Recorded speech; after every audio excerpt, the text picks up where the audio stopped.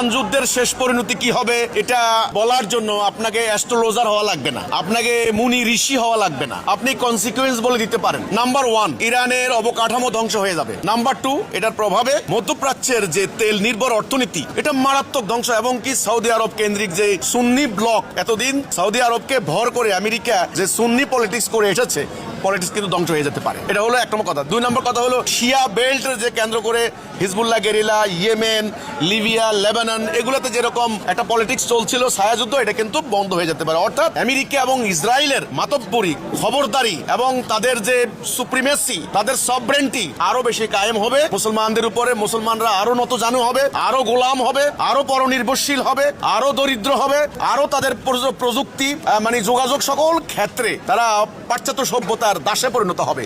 এই হচ্ছে ফলাফল।